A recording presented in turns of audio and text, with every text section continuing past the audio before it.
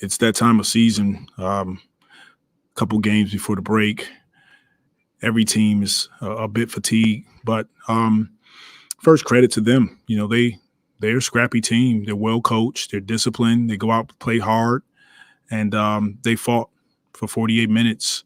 And credit to our guys in the locker room. We didn't start well, then we got it going. Came out the third quarter, we playing well, and then the wheels fell off. But we found a way at the end to win the game, and that's the important part for us. What did you see as the way to win in the fourth? What allowed you in those final minutes to close it out? Well, we have to get stops, which we did. They had a couple open threes that they missed, but we got stops. We rebounded the ball. We have to take care of the ball. We have to be better down the stretch, not turning the ball over. I don't know how many fourth quarter turnovers we had, but that's an area of growth for us. And then B.I. hit some big shots to close the game out. He's 1 point away from 9,000 in his career. That's a significant milestone for any player. It is. It's definitely a significant milestone for B.I. I'm sure he'll get that next game, but it shows his ability to score, and hopefully he can continue to do that for us. How much did Herb mean to you in his three-point shooting? It sure seems like when he has a good night, this team has a good night. Herb's been shooting the ball well lately, and he's getting more and more confident in his shot. He shot faking, driving to the basket. I love the fact that he had 9 rebounds. That was huge for us. So when he's rebounding the ball, we know he's going to defend, and he's making shots. We're a tough matchup. I wish they hadn't taken that one away from him. So you got a double. We talked about your bench in pregame, and boy, they sure did seem to flip the game again for you when they came in that second quarter. They were awesome. The moment those guys got in the game, Jose, Najee, Trey, and Larry, the game turned. They played with energy, toughness, speed, force, and it was fun to watch. And we have to get off to better starts, but those guys are huge for us. There were times that y'all did not shoot well. I mean, you're looking at Brandon. Brandon was 7 of 15, but CJ's 4 of 15. Zion had a tough night. Is that because of their defense? Is that because of their physicality? Or is it the length of time that y'all had to play this week? I think it's a combination of all of the above. I think, you can't discredit another team. They go out and play hard, play scrappy. It's the last game of a 4-game trip for us, a game before the All-Star break. A couple games before the All-Star break, rather. So it's just that time of year where you have to find ways to win, no matter who the opponent is. And I give our guys a lot of credit in the locker room. That's what they did tonight. Thank you.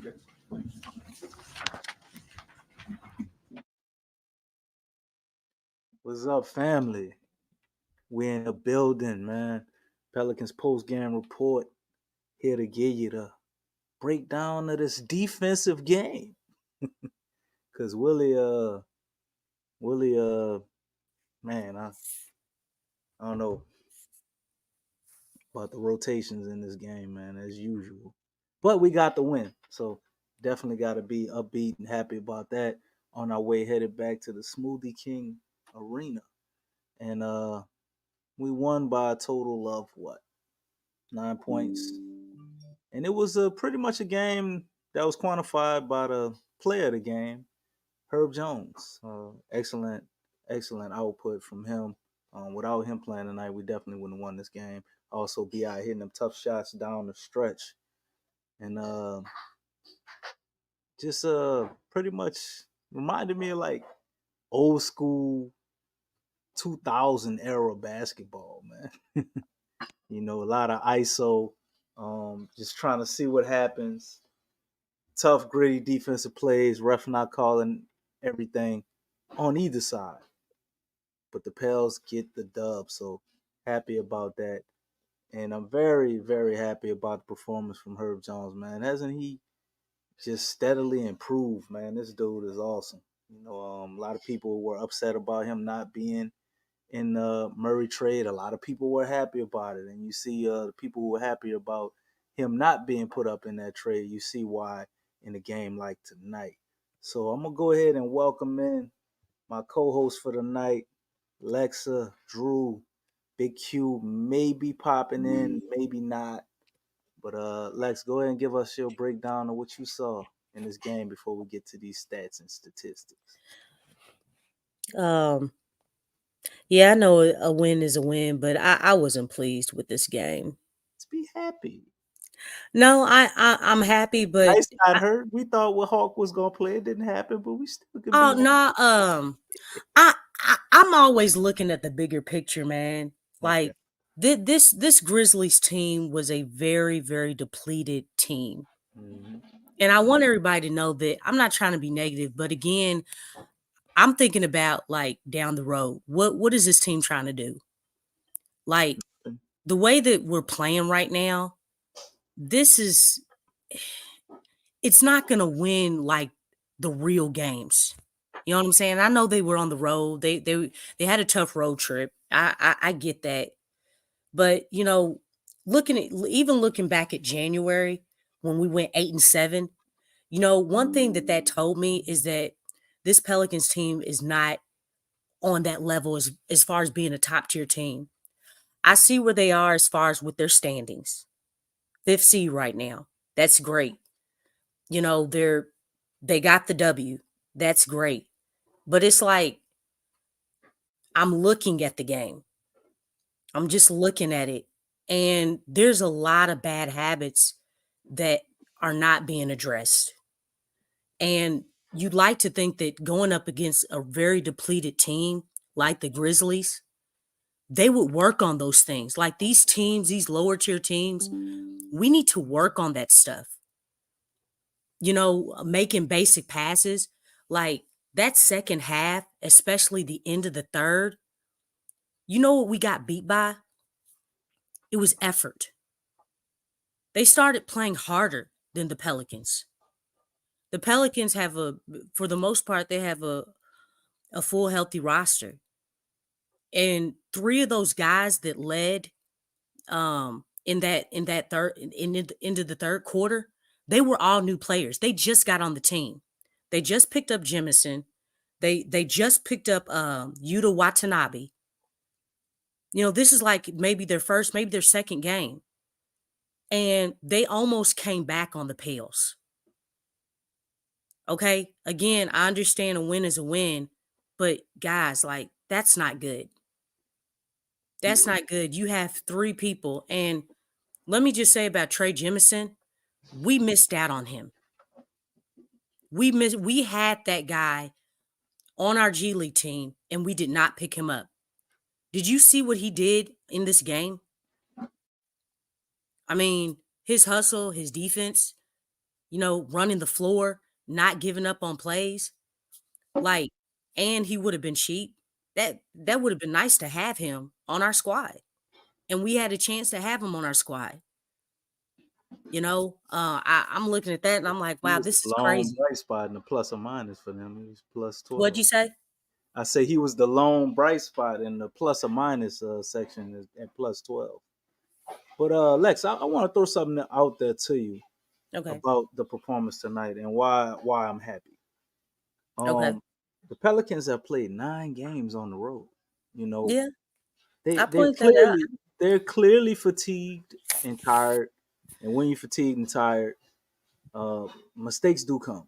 The only thing I'm upset about is they've played 9 games on the road, and you got 2 guys who are healthy, and Hulk and Matt Ryan. We're playing a Memphis team tonight, like you said, that's depleted.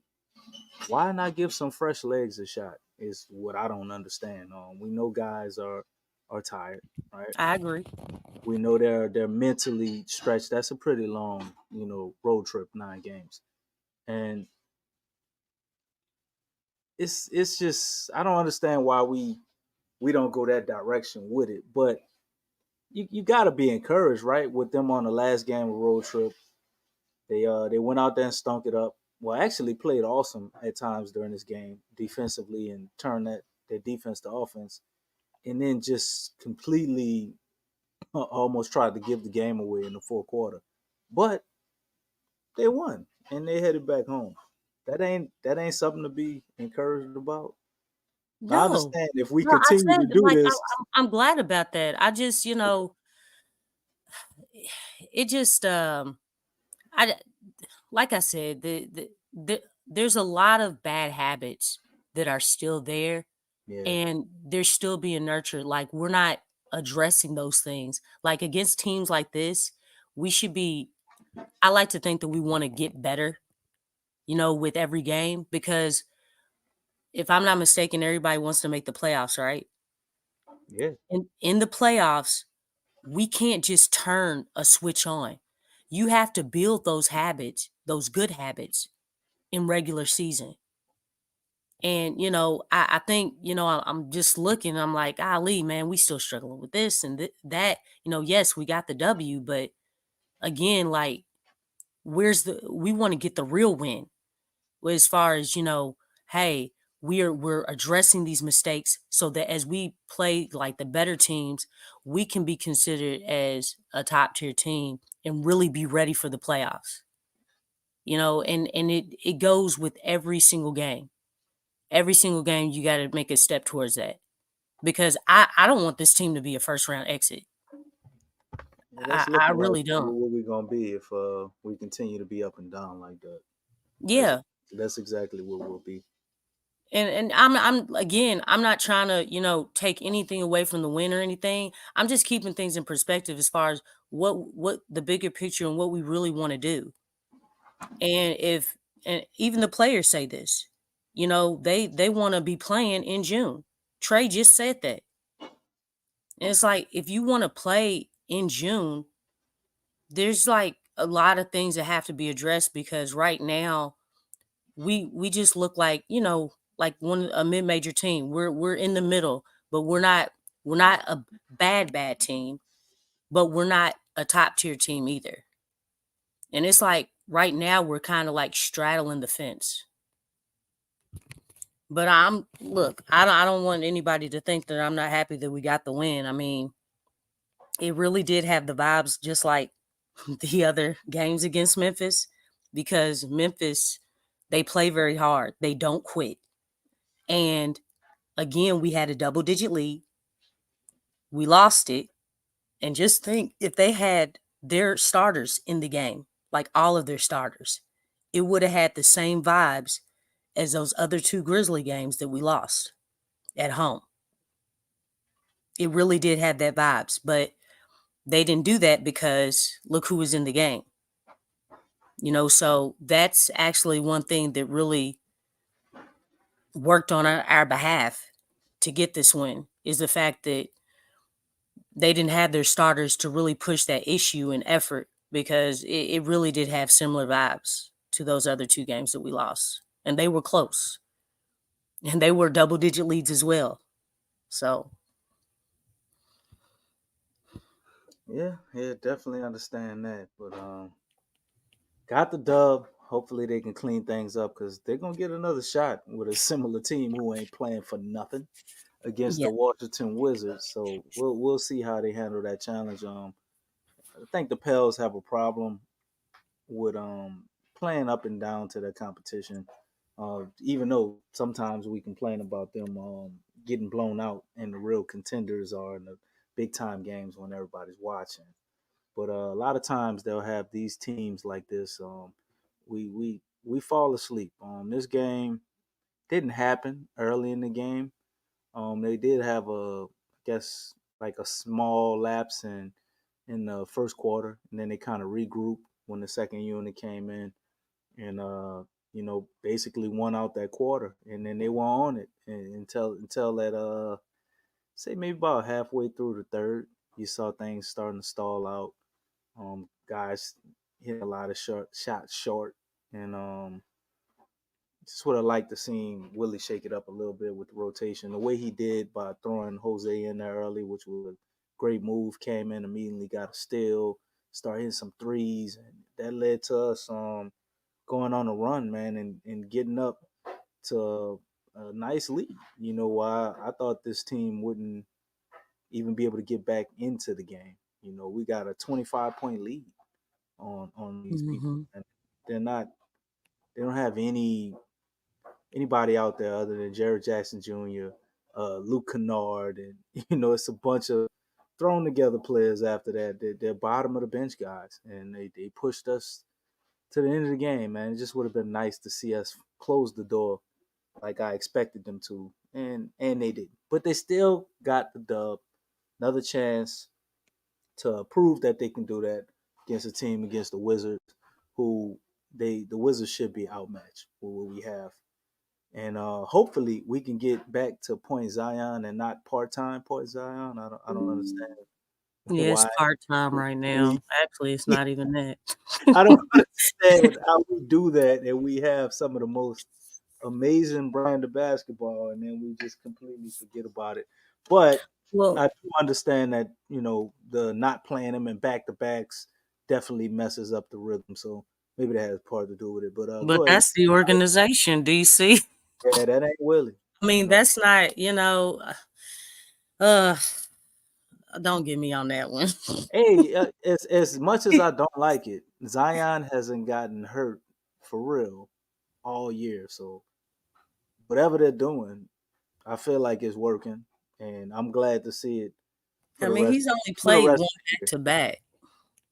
Yeah. Oh. They said he wasn't going to play back to backs. Pretty much, he hasn't been, and they're keeping him healthy. The minutes he's playing, he's not getting hurt. I just want to see Zion at whatever cost that is play some playoff basketball. I think it's an absolute shame that he's been here 4 years, 5 basketball seasons, including the one he's playing in right now, and we've never seen him in the best moments of the NBA, the playoffs, or at least the play-in. Like nothing.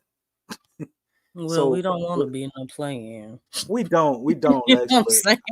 Like, no, I'm done with that. no. But my point is, seeing Zion in a high pressure situation, in my opinion, didn't fare out too well in the in-season tournament. But I think he's made for that type of basketball, and if Mm-hmm. we could get him in a playoff setting, where things get, a little bit more tight, they get a little bit more half court.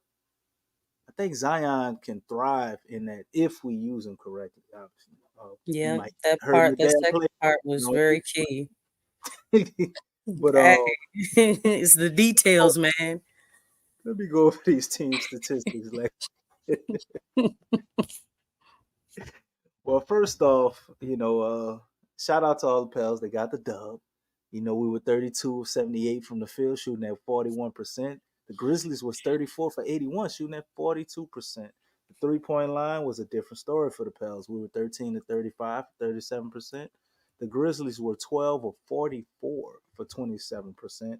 We also dominated at the free throw line. We got there 24 times, making 19 for a total of 79.2%. The Grizzlies made there a whopping 8 times, but they made 7 of them at 87%. We also dominated the boards at 49 boards to their 36. 12 of those were offensive, 3 were offensive for Memphis, leaving 37 defensive and 33 defensive for Memphis, 37 for us. Assists is one that's a little perplexing to me. We were usually on the roll as of late with the assists, but we only got 21 tonight. They got 28. We did get 12 steals to their 7, 4 blocks to their 8 blocks, with a grand total of 19 turnovers to their 18 turnovers, in which we surrendered 20 points and they surrendered 25 points in the turnovers. Also, we won the fast break battle. We got 19 of those things. They got 11 points in the paint. Went to Memphis, 40 to 30 for the Pelicans. That's a little eye popping to me. 18 fouls to the 17 fouls. They had a technical foul. Largest lead of the game was 25, and they only led by 8 points, most of which were that was only in the first quarter. Any stats jump out to you, Lex? You want to speak on? Oh, hold on. Can you scroll up? Let me see. There you go. Make More? sure. Okay. Yeah, I just wanted to make sure I was looking at everything right. Yeah, I think rebounds, the rebounds stick out. We didn't share the ball as much, but we got more possessions, which means we got more opportunities. Did okay at the free throw line. Some calls were missed. I wasn't pleased with that, but I mean I think that's typical in most games where we don't really get the calls. But I think we are doing a little bit better in the free throw department.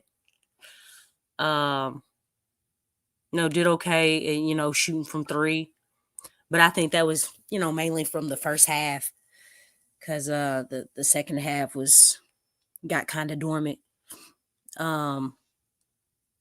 Turnovers. Oh my gosh. We've actually been having the turnovers under control. But yeah, 19 turnovers. I mean, that's basically like 20 turnovers. I think they capitalized off of a lot of those turnovers, too. That's what killed us. In a way, it kind of offsets with the rebounds, because we were giving those possessions away. But one thing that kind of helped is that they got 18 turnovers. I think one thing that it's not really cool, the points in the paint, they beat us there. And, getting points in the paint has been the bread and butter of this team. So to be beat by one of our strong suits really wasn't too pleasing. But I think, again, the rebounds really helped us, the timely steals and just again making tough shots down the stretch. That really helped. Like you said, Herb, his activity on the defensive end, because we were actually getting stops, but we couldn't put the ball up in the hole. We weren't capitalizing off of the defensive stops. So yeah, I think those are things that really stuck out. But I think really the rebounds really saved us at the end. Okay.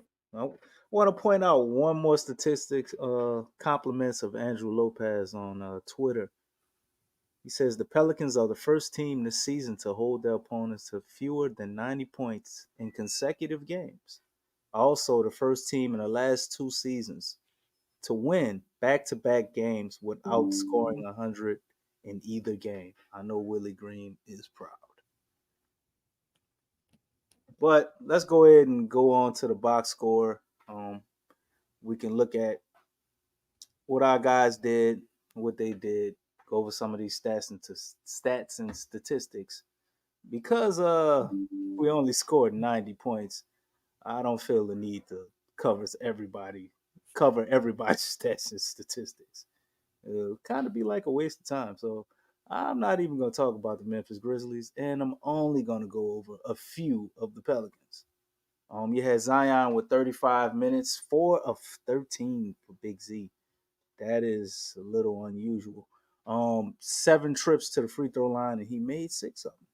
2 offensive rebounds, 3 defensive, 5 rebounds total, 4 assists, a steal, and a block. 3 turnovers, 14 points for Zion. Brandon Ingram played 36 minutes. He was 7 for 14, 2 for 6 from the three-point line. Glad to see him get up them 6 3-point attempts. 1 free throw, which was a technical, and he missed it. 2 rebounds total, 6 assists, a steal, and a block for BI, but 6 turnovers. 16 points for BI. Some big shots down the stretch, too. The player of the game, Herb Jones, played 35 minutes, was 5 for 9 from the field, 3 for 6 from the three-point line, 4 for 4 from the free throw line, 3 offensive rebounds. He had 6 defensive rebounds, 9 total, 1 assist, 5 steals for Herb, 3 turnovers, and 17 points. Jonas Valanciunas actually played, didn't see a whole lot of them. 18 minutes, 1 for 4 from the field, 0 for 1 from the three-point line, 4 for 6 from the free throw line, 2 offensive rebounds, 4 defensive rebounds, 6 rebounds total, 3 assists, no steals, a block, 1 turnover, and 6 points for Big V. CJ McCullough played 33 minutes, 4 for 15 from the field. Man, CJ's tired, right? 3 for 8 from the 3-point line. No free throws for CJ. 5 defensive rebounds, 2 assists, a steal, and 2 turnovers with 11 points. And then you got the bench crew came in and did their thing. Larry Nance, who most of his contributions were defensive tonight. He played awesome in my opinion. 3 for 4 from the field. 1 for 2 from 3-point line, 1 for 2 from the free throw line, 2 offensive rebounds, 7 defensive rebounds for Larry, 9 total, 3 assists, a steal, no blocks, 1 turnover, 8 points. You had Jose Alvarado, who came in the game, kind of turned the tides really quickly with him coming in 3 for 7 from the field, 2 for 5 from the 3-point line, 2 for 2 from the free throw line, 3 defensive rebounds, 2 steals for Jose, 1 turnover, and 10 points. And Trey Murphy, would have liked to seen a little more from him, but he did okay tonight. 3 for 8 from the field, 1 for 5 from 3-point line, 2 for 2 from free throw line, 1 offensive rebounds, 2 defensive, 2 assists, a steal, a block, and 9 points for Trey. Lex, you care to talk about any of these stats from the guys tonight, or do you want to move on to our next matchup? It was pretty balanced. Like I said, I think the last few plays, the defensive plays that Herb made, and the 2 shots that Ingram made, that kind of put the icing on the cake for the game. But other than those plays down the stretch, the game was stats were pretty much balanced. It was nice to see, we had 5 guys in double digits, and obviously Murph had 9 and Nance had 8, so they could have easily had double digits there, but no, it was pretty balanced. I think that's the biggest thing to take out of it. Okay. And now I guess we'll go ahead and move on to our matchup with the Washington Wizards. See what the matchup indicator got to say about that. Oh, look at that, Lex. Should I bet on the Washington Wizards? All depends on your perspective. I don't know, Lex. I think these last three ain't been for gambling purposes, Lex. I don't know. But you got the Washington Wizards with a leading score of Kyle Kuzma.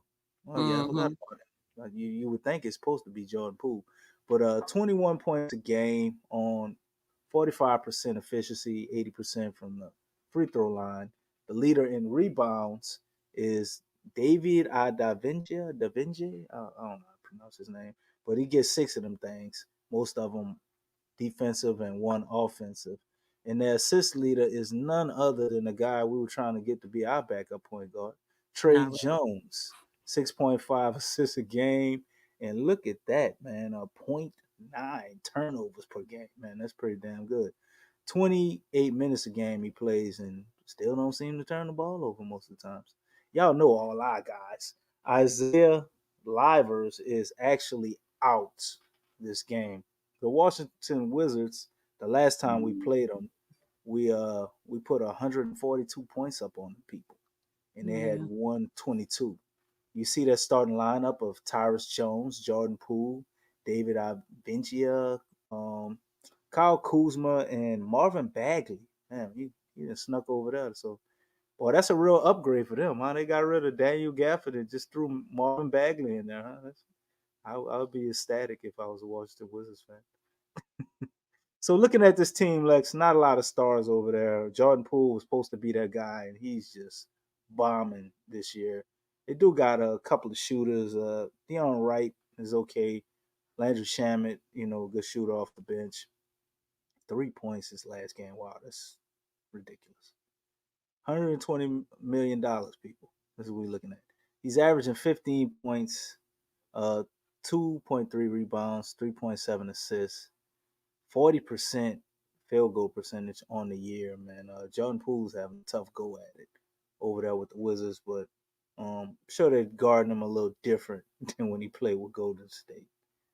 Well, he's in What? a he's in a different system. And plus, Yeah, I mean, there's a huge difference when you're playing with Steph Curry and Klay Thompson. You know, it overshadows your mistakes. Whereas now, by him being one of the top guys on the team, it's like you don't have that to overshadow your mistakes. You don't have you have to be consistent now. You can't be inconsistent. So that's the one thing that's really hurting him, is that now he has even more attention. None of that attention is being shared with a Steph Curry or a Klay Thompson. So, I mean, that makes a huge difference. absolutely. As you can see, the Pels were ranked 13 as of today in scoring, 116 points a game. The Wizards are 17th at 114.8. Um, us giving up points to our opponents, we're 112 points, ranked ninth in the league. The Wizards give up more than they score at 123.9. That's 30th in the league. Field goal percentage, we're ranked ninth at 48%. Well, pretty much rounded off to 49%. They're ranked at 47%, 15, so not too far behind us. The opponent's field goal percentage that we give up, we're ranked 7th in the league at 46%. They're ranked 27th in the league at 47%, basically damn near 50%. So we should be really efficient against these guys. 3-pointers made, 12 a game for us at 18th, 12 a game for them at 19th. Three-pointers attempted, 32 a game for us, that's 23rd in the league, and 34.5 for them, which is 14th in the league. 3-point percentage, we're shooting at a blistering 38%, which leaves us at 6th in the NBA. The Washington Wizards are shooting at a league average 35%, leaving them 27th. Free throw attempts, we get 24 attempts a game. That's 7th in the NBA. The Wizards get 21, which is 24th in the NBA. Free throw percentage is 24th for us at 76%. And the Washington Wizards are 22nd, shooting 76.9%. Rebounds per game, we get 44 of them things for ninth in the league.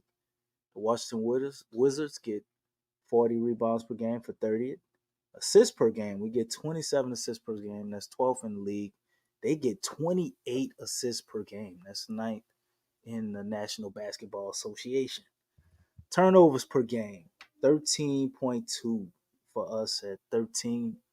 And turnovers per game for them, they're actually 20th with 13.8. Steals per game for the Pels were second in the whole league at 8 steals per game. They're ninth at 7.8 steals per game. And blocks per game, you know we're not high on that list. 4.8 per game for the Pels. That ranks 20th. Blocks per game for the Wizards is 5.4 at 12th for the Wizards.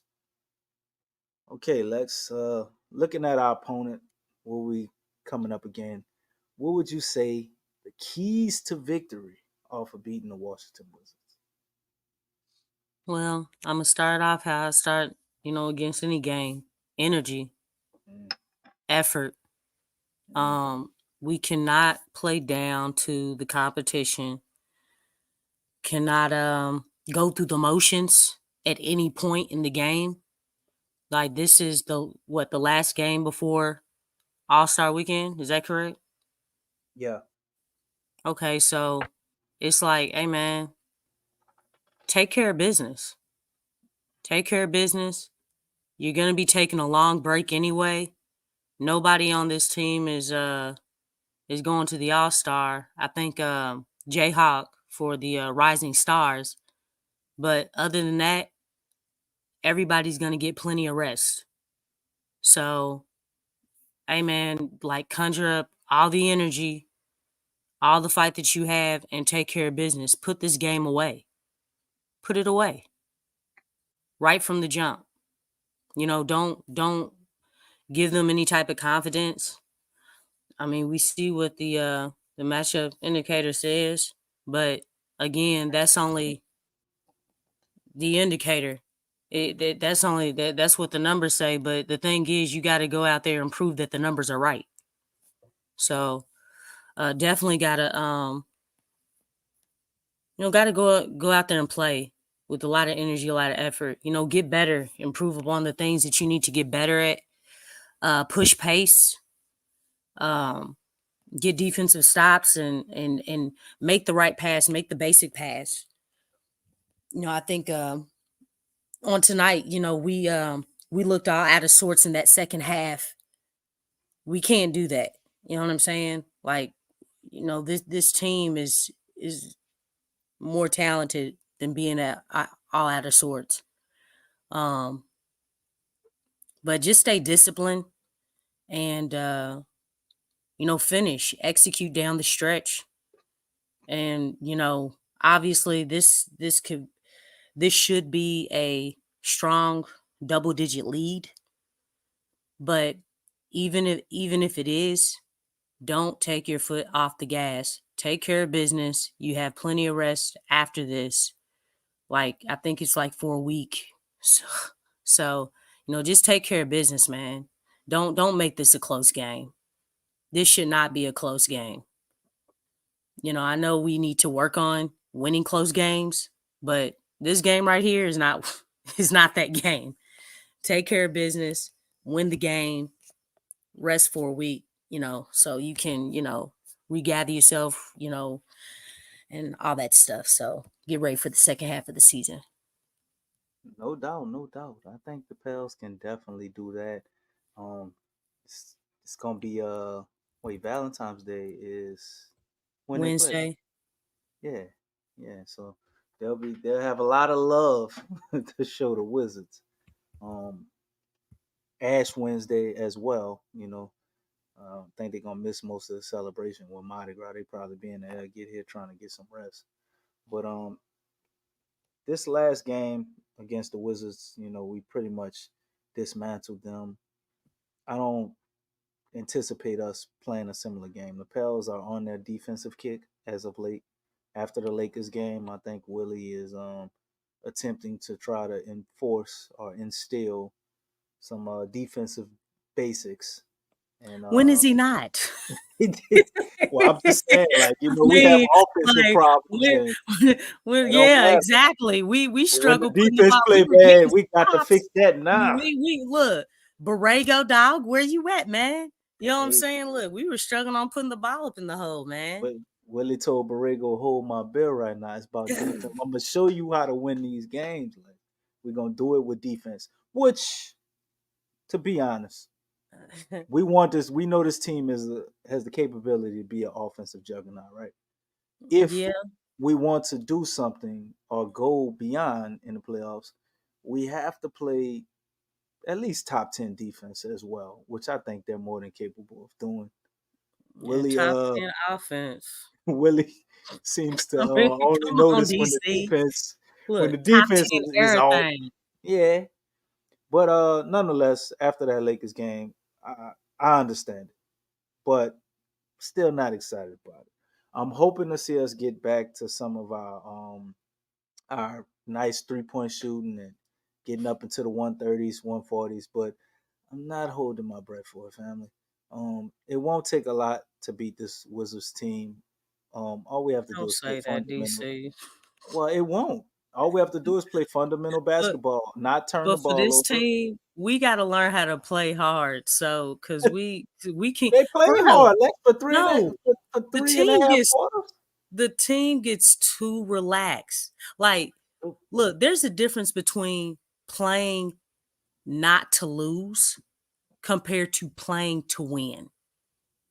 And I got a solution for it, though. Okay. Well, y'all hopium. I don't do drugs. Speak your stuff, bird talk. Oh yeah, I see him in there talking about that hoop. Well, I said I think they're gonna win the game, and we're not gonna have this big offensive output like I want to see them have. But I think the solution would be putting some guys in there that are hungry at those points in the game. But will he do it? And not in garbage minutes. He won't. He You know what won't. I'm saying? But this is mean, what needs to happen. Eventually, I think Willie will catch on at some point. But that's what needs to happen. When we see okay. those laws, we need How to many try times a have you different said lineup that? predicated towards scoring. How many You times know, you said that, DC? I'm not letting that go. I gotta keep saying it. Hey, Gotta talk remember it what you into said a after fruition. All-Star game, man. Look, Yeah, remember? yeah, yeah. Was Because I not right, Lex? Was I not right? he's still doing it, man. He's still doing it. 10-game increments, Lex. I have a little faith in Okay. this game because you know why, Lex? Hey, Lex, guess what? All-Star Wait, weekend is here. hold up, Lex. This is the 10th game. We Okay. make adjustments after 10 games. This would have been a 10-game stretch right here. Oh Lord. Might be time for a mini adjustment. Maybe we try to get Hulk fired up Willie Green before he revert. goes into Hey, the All. okay. So for the people in the chat, since we talking about Willie, it's a 10th game, right? You said that.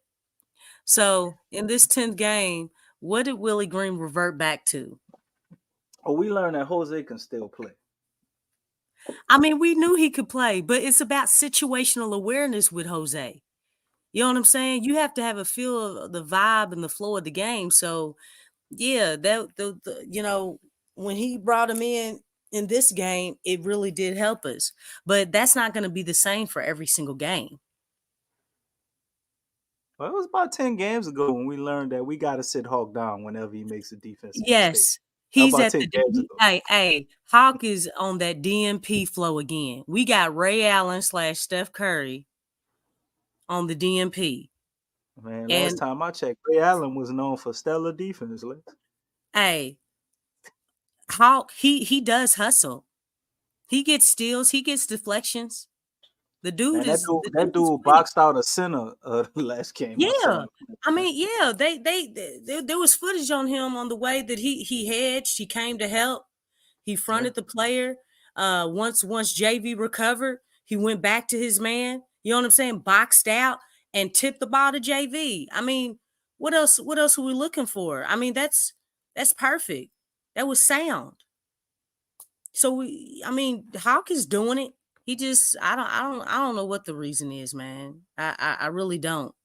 Because the dude has shown that he's more than just a shooter. He hustles, he gets rebounds, he's boxing out. I mean, honestly, I feel like what is his name? McCollum, defensively and hustle wise, I feel like McCollum could learn a whole lot from Jay Hawk. Because defensively, McCollum has been he's been a struggle to watch. He was pretty awesome last game, though. But it could have against who? Okay, all right. They about the same size too, but one is like 10 years younger. But hey, look. So what's LeBron's excuse? You know what I'm saying? Like, I mean, I saw LeBron on Zion. And Zion went at him and scored twice. LeBron said, yeah, you know what I'm saying? Rui, come on over here. But look, I mean, my thing is this: Zion, LeBron pick his spots. He picks his spots really good. If you're still playing in the NBA, you know what I'm saying? Look, I know that there's an age factor, but you still playing, right? That's the highest level that it gets. There is no higher level than the NBA. So, I mean, you out there, you got to play D. You know what I'm saying? I mean, that's what we expect for the rookies, right? Yeah. It should be. I think this is part of his rookie hazing. We didn't have Jordan Hawkins up in hot dog suits. We're not giving Willie Green any excuses, man. It's rookie hazing. Oh no. Well, so what is Willie Green hazing him for? Dude, you ain't no player. You a coach. Hazing him because the rest of the players liked him so much that they didn't haze him. So Willie said, you know what? I got to do it. I don't understand it, Lex. You know what? That sounds like that checkers mentality. Probably is. That's a full-blown checkers mentality. Check it out. and stick with me. Y'all gonna say I'm trying to give y'all some hopium, but I'm just about to tell Yeah, you facts. you are. You are, DC. I'm just about to tell you. Outside of Herb Jones, think about every rookie that we got in the Willie Green era. Did they play meaningful minutes prior to the All-Star break? And the answer is no. Dice would be a close example of possibly could have broke that mold, but he got hurt. He came back and he was all jacked up, so he didn't either. Jordan Hawkins is probably the only rookie we got, probably the second most minutes other than Herb as a rookie, right? Dyson Daniels, as we learned today, is hurt. He tore his meniscus. Likely is gonna miss the rest of the season. And with the way he was playing in the foreseeable future, I could have seen a reality where we made the playoffs and Hawk didn't play at all. But Dice is hurt. Hope he gets better. I actually hope we can have him for the playoffs if he's able to heal fast enough. Probably won't be the case. But that does open the door for Hawk to potentially slide on in there. Mm-hmm. But as we saw with Trey Murphy, I think Willie Green is following the same pattern. Mm-hmm. He's going to, had these ups and downs. He went to the G League, just like Trey did during his rookie year. We saw Trey playing, and he had too many backdoors, a couple of backdoors here, and Willie took him out. And then probably about maybe the last 18, 15 so games of the season, we saw his minutes drastically increase as we knew we would have to depend on him in the playoffs. You can look at the fact that we still played Tony Snell a bunch of goddamn minutes that he shouldn't have been out there. But Trey did eventually wind up in the lineup, gain Willie's trust, and it's pretty much had it ever since. Even right now, when he's not having the best season, we still saw Willie start him. So, with the player that we witnessed in Hawk, I do think after the All-Star break, probably still take some games. Might need 10 more games to adjust again. I do think Hawk Remember will what you said find his about way. after the All-Star. Yeah. I think you're gonna see some things change after the All-Star. They're gonna make adjustments. They're gonna have different things they install. I just don't think straight out the gate Hawk will be one of them. Maybe I'm wrong. Hopefully I'm wrong. But there's no way we go through the rest of the season with Hawk continuing to get DMPs. He will play, and he But will that's what we wind up said in the games playoff ago when he made rotation. that statement, making Well, comparisons. when he was Yeah. yeah. When Willie was making praising Hawk against it was against Dallas. It was the first of a back-to-back with Dallas. Mm-hmm. And Hawk had 34 points or something like that Yeah. in that game. And after the game, he praised him and made comparisons to Ray Allen and Steph Curry and Klay Thompson. And here we are again where he's reverted back to not playing him. Like it's the same cycle that, how are you going to give a guy that type of praise and he has DMPs? I mean, that's a good question, right? Because what coach out here is going to bench a Ray Allen or a Steph Curry or even Klay Thompson, even though he's not playing too great right now? But he's still going to get PT. I know Alvin Gentry wouldn't. They ain't saying I'm a whole just lot. saying, like, that doesn't make sense. I mean, that's a huge contradiction there. Like, okay, I like to think that, like, everybody in here, hey, yeah, I'm gonna put Ray Allen up in the game. Yeah, I'm definitely gonna put Steph in the game. And he compared Jay Hawk to those players. I mean, this is what he said. And that's why I keep coming back to it, because it's like, dude, you said these things. And now we're looking back at what you're doing now, and you revert it back. Well, We're let me not report playing. this news real quick, Lex, and we'll get back to Okay. that. We actually have, per Adrian Wojnarowski, among several league execs expected to be considered in the process. Kupchak has been outed, and as the president of basketball operations, he stepped down, and they are looking at none other than New Orleans Pelicans' own Trajan Langdon. Obviously, he does speak because they had to call him on the phone to verify that he would want to be a part of this, and he did. Brooklyn's also assistant GM Jeff Peterson, Cleveland's GM Mike Gansley, uh, Gansey. Philadelphia GM Elton Brad. I hope he get the job, and others sources tell. So Trajan Langdon once again is chasing after losers to be able to get on out of here. Other than the Sacramento Kings, and actually he was trying to jump over there before they kind of turned things around. As well as the Washington Wizards, who we play on Wednesday. Now the Charlotte Hornets. Trajan trying to get up out of here. Tired of being in the shadows of Doc Ock, who is the president of basketball operation, but moonlights as GM whenever he sees fit. What do you think about this, Lex? Because man, that would be a pretty big loss if we lose Trajan. I think he's an excellent Yeah. basketball mind. He's just not allowed to fully spread his wings and fly the way he would want to. So he's gonna fly over to the Hornets if they allow him to. Yeah, I sent this out, man. I mean, as soon as I saw it, I was like, oh shoot. But you gotta think, it was just a year. That was just last year when he was trying to apply for the Wizards. And before that, he was trying to go to the Sacramento Kings. Okay.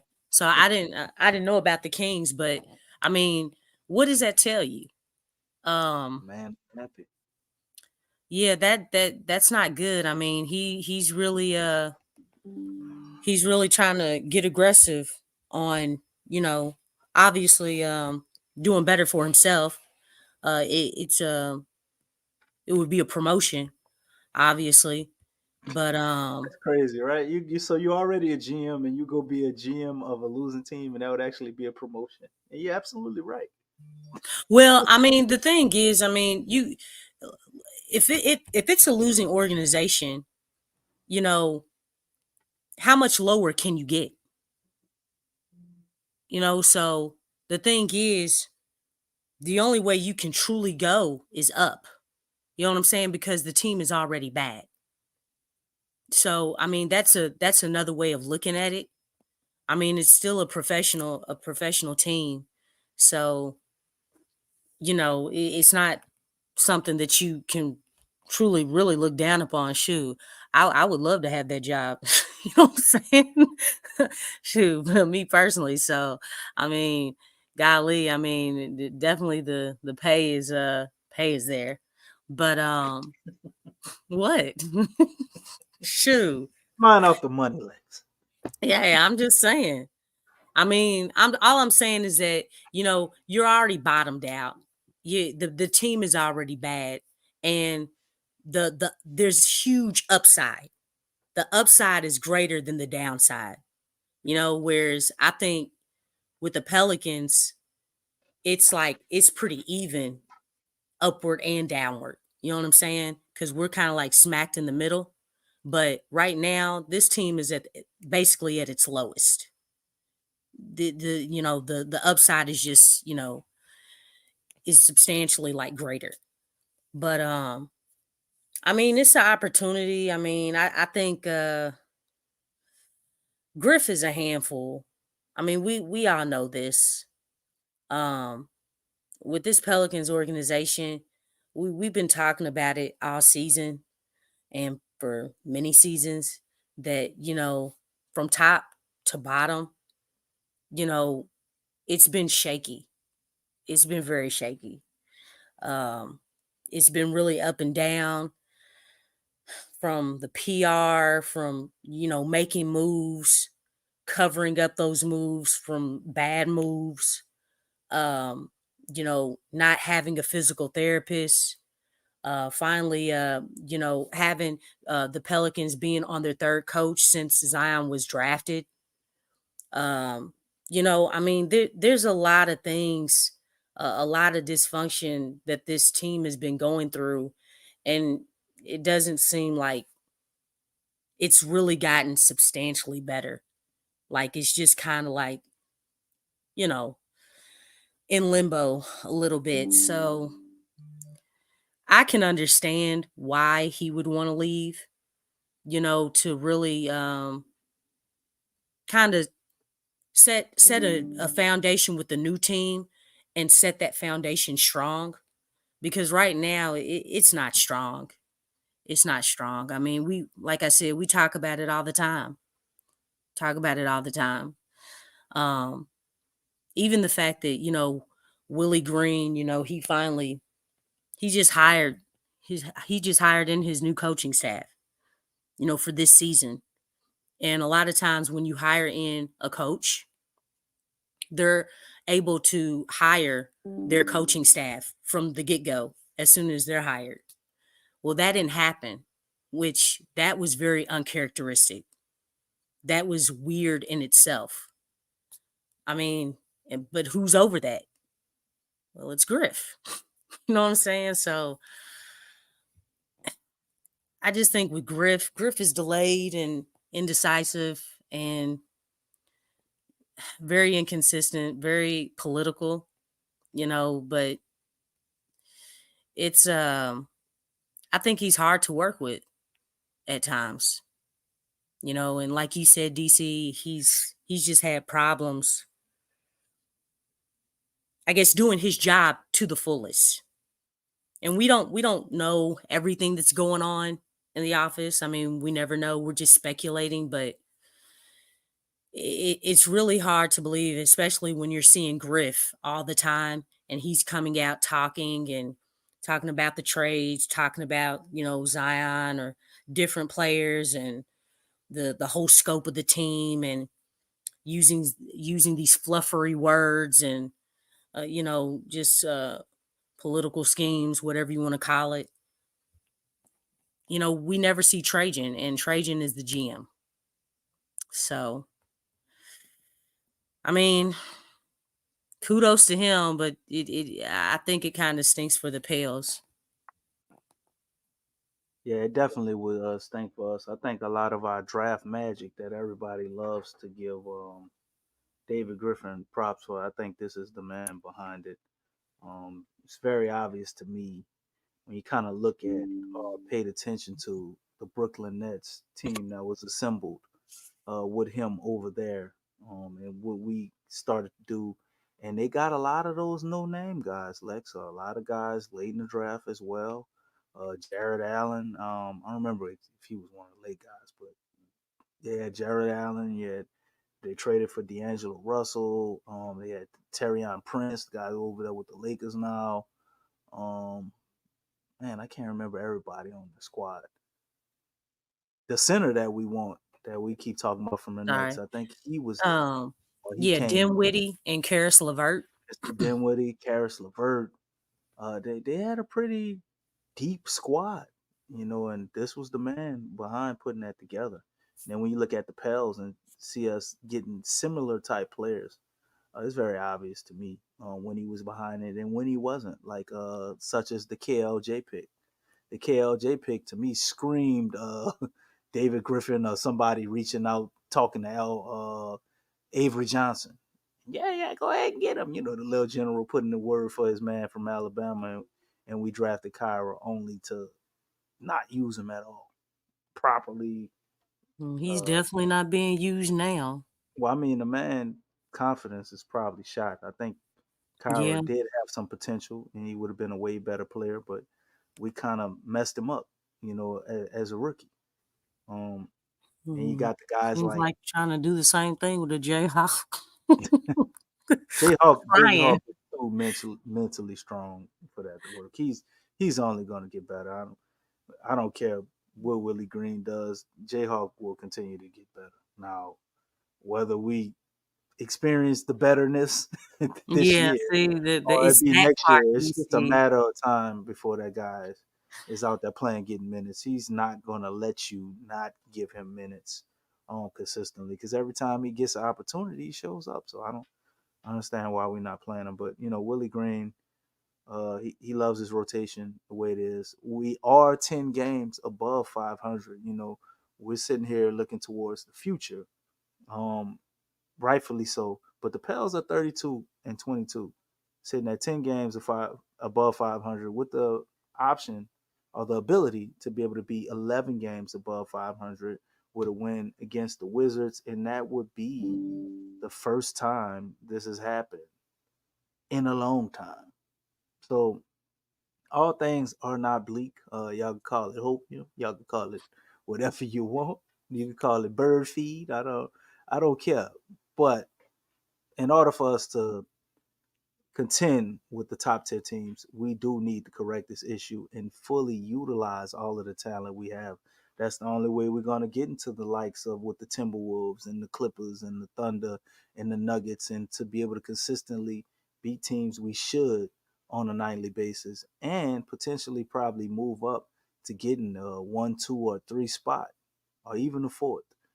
Fifth to me is a little too close to the play. Looking Yeah, at everybody else's record behind that, it's just a game of musical chairs where we're sitting. We yeah. got the Pelicans with 32 wins, Suns with 31, Kings with 30 wins, Mavericks with 30 wins, Lakers with 28. The Warriors look pretty much out of it with 25, but I'm willing to bet after the All-Star break, they probably could make a run to at least get in the play-in game. Everybody wants to see Steph. I'm sure the league wants to see him in there as well. But um, all of those other teams in front of them, man. The Lakers on up. You're not safe at this 5 spot. This isn't Mm-mm. guaranteeing us um, to be able to be out of the play-in as we need to be. We don't. We've done that already. We You had know what's success the first crazy? time, and it sucked last year. And this year, we need to solidify ourselves, man, and get one of these top spots. And the Pels gonna have to make some adjustments. Going to look at a lot of games from earlier in the year, man, and looking forward to see uh, new and improved, freshly rejuvenated Pels come out. We do have history of playing very well down the stretch on the back end of seasons. So hopefully, I ain't trying to sell y'all on it, but hopefully this will be a season where we can make an even greater jump because the talent is there. All I got is a healthy, no excuse. Go ahead, Lex. What you got to say? No, I was just looking at you see, because there's clusters. Like with the top 4 seeds, they're just like either they're tied or there's just like one game back or one game ahead. And then the cluster that obviously the Pelicans are in, between the Suns, Kings, and Mavs, Mm-hmm. that's the second cluster. If we can break away from that cluster and be kind of like in an island, you know what I'm saying? Like going like having at least like 4 games or something, that would be really ideal Say, because Lex, huh? you lukewarm. We got to spit you out. You got to have both toes in. It can't be one foot in, 1 foot out. What are you We ain't talking go. about? We ain't gonna make it to no island. We got to get up there with the 35, 36 wins. It ain't I no mean, in well, between. first we got You to be get in this cluster or that cluster. That's it. but first we got to get away from this cluster because it's straddling the fence, right? You talking True. about like, look, the 5th We need seed, a but five, if you're 6 game winning streak. yeah, if you're not looking at the seeding and just looking at the records are close. You know what I'm saying? That's why, like you said, it's musical chairs. First, we got to get away from that cluster to even get to the top cluster. And then the thing is, but one thing that helps everybody like in the top tier part is they've been consistent, man. And that's what I keep going back to. Like we have to be consistent in playing at a high level. We can't just be turning it on, turning it off, or having games. Oh, we feel like bringing it today, or we want to take off this quarter, or, it's just up and down, or we're playing great defense but can't get the ball up in the hole, or we're getting the ball up in the hole but we ain't playing defense. Like, at some point in time, and hopefully that happens. Yes, I'm on the hopium thing, but I mean, it hasn't been really going like that. You know what I'm saying? But that's the one thing that's killing us. We could actually, just think, like, 10 games where we lost double-digit leads. 10 games. Say if we just won 5 of those games. Now look at the seedings now. If we just won 5 of those games. Right.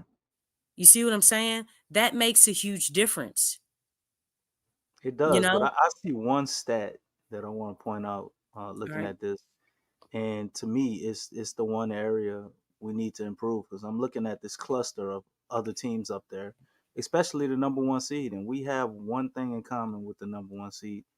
We play well on the road. We're 17-12. They're 17-11. If we could just manage to win the games at home. I don't know why we don't like being at home. We're 15-10 at home, which isn't horrible. It's but interesting that you said that, because if we could have playing the those Wizards 20 at the games, crib. and get them 20 games at home, Lex, we'd be sitting at the 5 games you talk about could have been home games. We've been sitting at 20-5. And it's funny because I feel like the Pels actually play worse at home than they do on the road. They do. In a lot of cases, which do. is weird, because it's like, okay, y'all don't need to be relaxed at all. You know what I'm saying? The pressure has to be on y'all at all times so that you all can play at a high level. You know what I'm saying? But they've had some of their biggest games, though. They obviously have been home games, and I don't know what it is about them unis, man. They need to keep the voodoo unis, man. They love playing the nose. They did have a few whiffs here in them. They lost a few games in them too. They lost some games in them, but we had some of our best performances in those jerseys, man. So when they come home, they need to play with them all the time. But if they can figure out a way to make home and play well at home, like most contended teams do, I think that's the key. But that also comes with getting all of your guys, the role players involved in their game rising to another level, because role players usually play better at home, so they say, right? So if we could get that going, or that cooking coming out of All-Star break, man, I think that would make all the difference in the world. Looking forward to see what adjustments they make, on this break, and how the Pels play down the stretch of the season. Zion's minutes increasing, looking for BI's minutes to increase, everybody down the stretch as we make this push. We got 8 teams with 30 wins in the West. Man, this is crazy. This is crazy. So you're looking at potentially at least 7 or 6 of these teams winning 40 games. They're going to have somebody that won 45 games or so. They're probably still in the play-in. Like, it's crazy. So Pels definitely got to step it up. We definitely can't sit and relax, like you said. We need to keep that pressure on. Maybe they should just show them the goddamn standings after every game. You can't really think you've done anything with one win. It's got to be something on the inside, man. I mean, they gotta have some. They gotta have some fight, man. They gotta play with the edge. Play with it. Play with a lot of energy. Because I don't like seeing other teams playing hungrier than this team, especially if this team has not won anything. Henceforth, I know nobody wants to hear it, but the game against the Lakers when we lost by 44 points, they were hungrier. They wanted it more. And that's what this team's really got to work on. Y'all got to want it more than the other team, man. Because that's the difference between winning those playoff games and winning playoff series and moving on. Like, you got to want it more. That's the first step. And then the other things is like, the details. executing down the stretch and all that stuff. But definitely, like, you have to have the energy, the effort, and the hunger. You gotta want it. Right. Most definitely, man. And we gonna see how bad the Pels want it. Because if one thing is for sure, nobody ain't gonna give them nothing, and No, everybody show be coming. ain't. They ain't getting Everybody no gonna be coming. calls. You know what I'm saying? Ain't getting it. You got to go out there and take it. Yeah, you do. They need to have that mentality. They really have to, because no one's gonna give the Pelicans the respect.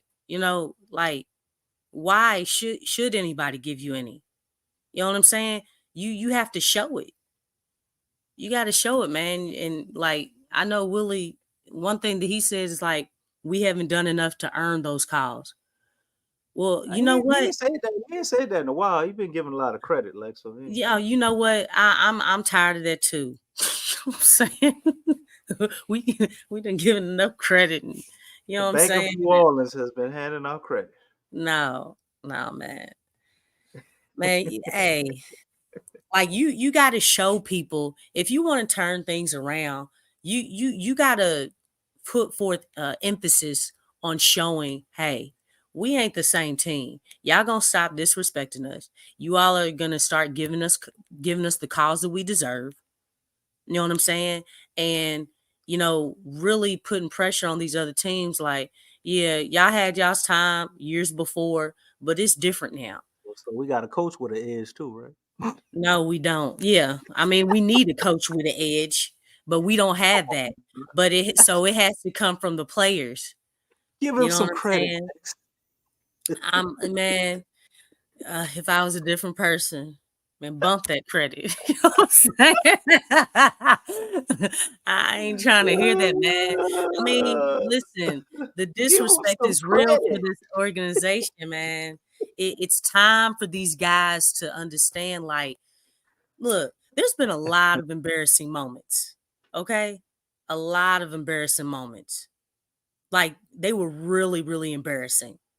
Really, really embarrassing. We gotta come out of this and start balling. Like, just bullying people. Like, straight aggression. Like, dog, I don't I don't give a rest behind like what you think. Like, we about to take this game. You know what I'm saying? And you about to lay down. Like, take people's spirits, man. I mean, that's what this team needs to get to. That's what I'm waiting for. Yeah. They gotta feel the adversity. They gotta have something that puts them in that mode. I mean, Yeah. looking on the You outside, you looking gotta in, we be would built think like that. that happened already. I don't think it's necessary that you gotta be built like that. I think No, teams. come on. Wait, No, hold on, hold on, hold on, oh, hold on. I DC. think Come on, man. certain things happen. Certain things happen Like what? that make you be built like that. Like if they, as a unit, all this, we love each other and we love being Ain't around each other and all of nobody this, trying to right? feel that type of love, Wait, wait, man. wait, wait, hold up. But if that really is true and they like that, well, if this season pretty much goes similarly how the last one goes, guess what? Some of the lovely people that you love, they're gonna be out of the door. So the realization of those type of things, playing for one another, if that bond is as strong as we think it is, I think It's not. that I feel like it's weak. I think they do like being with each other, but I don't know how much they Nobody like. cares about that. I We don't need know how to, much they like playing with each other. If that makes man. sense. Let me tell you something. These people be, like, some of these guys struggle on passing us. You know what I'm saying? So, hey, man, like, you're not They going don't to when we come run out point publicly. Zion. Yeah. You know what? And let me tell you something. Even when he came out with that point Zion, you could tell everybody wasn't with it. Everybody wasn't with that. You know what I'm saying? I mean, you could tell in the body language and the demeanor. You know what I'm saying? Like, you still have that. So it's like, man, yeah, how much is that, considered to be love there or really liking each other. You know what I'm saying? Because, you know, somebody that you like and somebody that you love, you're going to pass the ball to them, right? Without thinking about it. You know what I'm saying? It's first nature. You know, you still got that. But everybody want off on that. I mean, you know, they haven't really been using point Zion, you know, consistently throughout the whole year. And even with, you know, putting emphasis on it, they still ain't using it like that. I mean, it kind of becomes an afterthought after a while, you know. The same thing as all the other games. Yeah. I mean, I get it. But everybody has I look at it as they all got their individual agendas on top of the team agenda. You know, guys want to make You're all using the stars. word agenda, man. It is. It I is what used it that. is. I used that word some weeks ago, and you were like, "I don't think it's that, Lex." Well, maybe I was wrong. Yeah, they're like, man. Everybody has their own agenda, man. I mean, they all, you know, obviously want to win. I've seen enough sacrificing to believe that they obviously do want to win, but you know, they don't want career low numbers either. Yeah, and then you got to think, you know, there's expiring contracts. There's guys trying to get extensions, trying to get specific awards or accolades and different things. Trying to show availability, you know, try to solidify a spot on the roster, all that stuff. If you pay attention to this team, like I think a lot of the what are you saying, like the selfishness or them looking off guys, I think it comes at times when we feel like we got the game. You know, we got a little lead, and guys, you know, just try to get some numbers because we up. We did enough team ball. All right, let me get some buckets. You know, and that happens on a lot of teams, not just the Pels. It's just the good but teams are still able to do that Pelicans, and it's win. really bad though. I've seen teams where it's worse. I've seen teams where it's way worse. Which teams? You ain't talking about Detroit, are you? Or the Wizards? You know what I'm saying? Charlotte. Yeah, Charlotte. You know, I mean, losing teams usually exhibit a lot of that behavior, but it's a delicate balance of, you know, trying to get paid, get your numbers, and still winning. I think the problem with the Pels, to me, is they all recognize, you know, who's good at what, but they don't understand like the hierarchy of yeah, there you who's go. really like that guy that we can, you know, we put it all on his shoulders. I understand some nights it might be BI, some nights it might be Zion, but if y'all both have it going, then who's that guy? You know, they don't It hasn't been established. understand that. They don't understand that it hasn't been established. The coach can't establish it. It's something that the guys have to work out amongst themselves. Well, I think, you know, but that's what the kind of like what the problem is. Like, and I've actually talked about this before since you did mention it. You know, when Zion first got here, when he was drafted by the team, Griff many a times came out and said, "This is Drew Holiday's team." Y'all remember that? Yeah. He said that multiple times in multiple different pressers. He made that very clear. They need permission to lead. But hey, but then look, he traded him. Did you hear anything about whose team it was after that? Since then? And how many years ago was that? We still don't know because he never came out.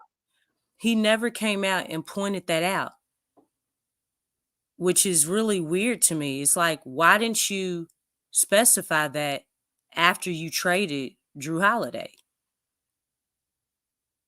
You know? And that's what that's what needs to be done now. But it was never done.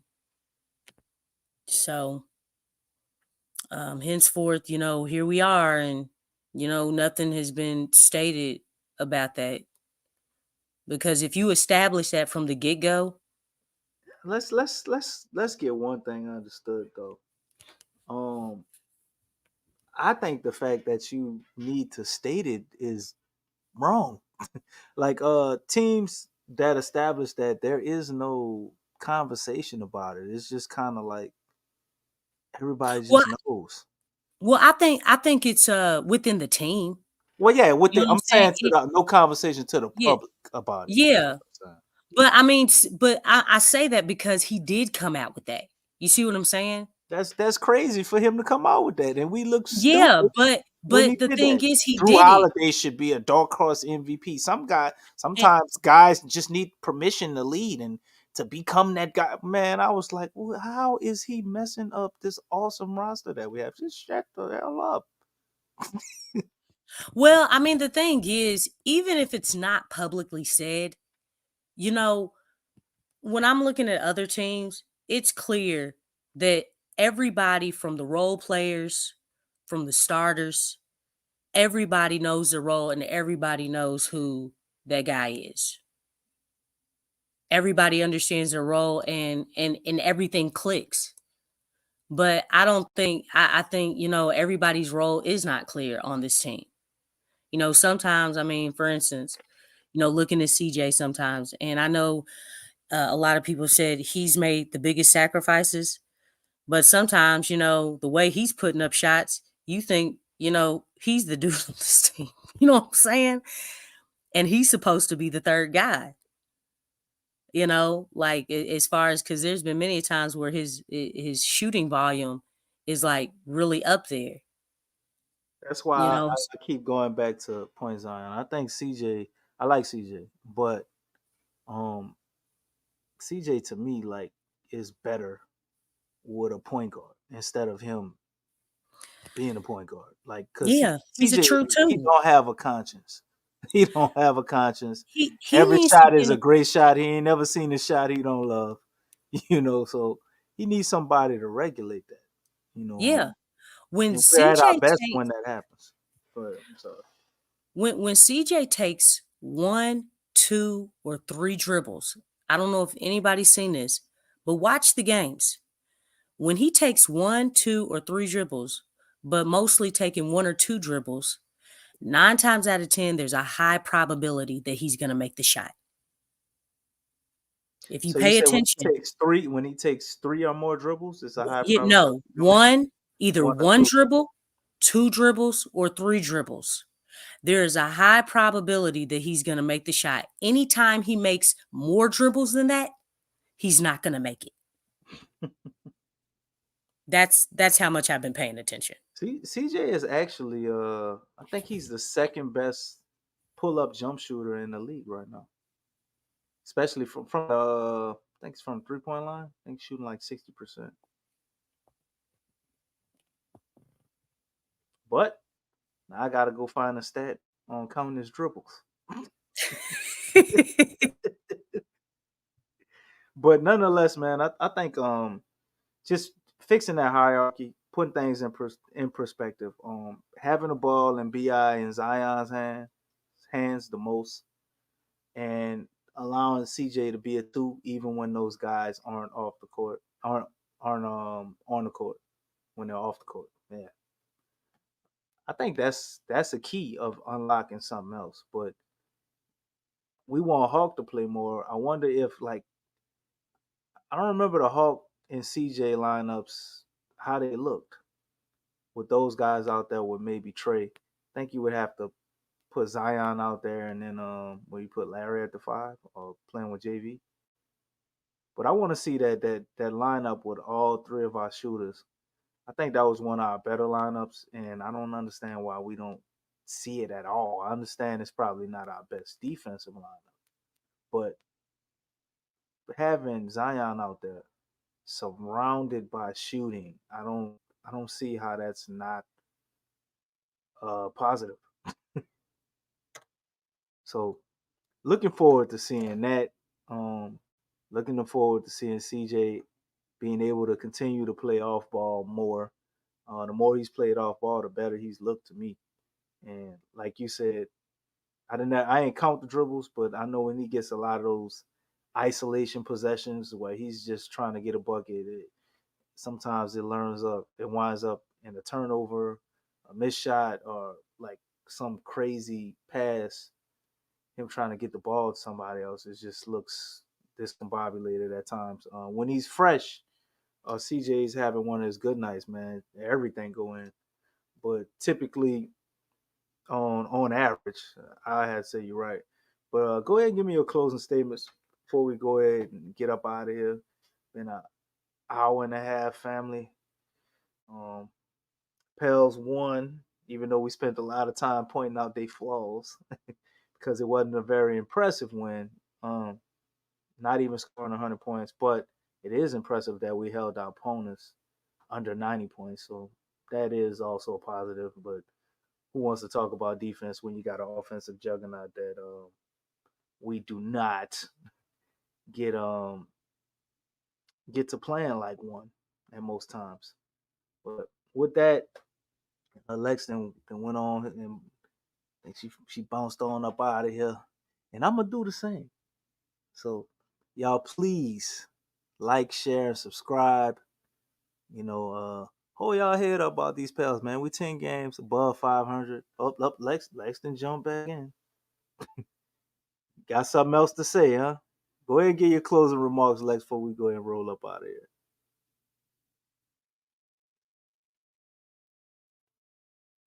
Well, guess she's still having some technical difficulties. But anyway, with that, I'm going to go ahead and leave y'all.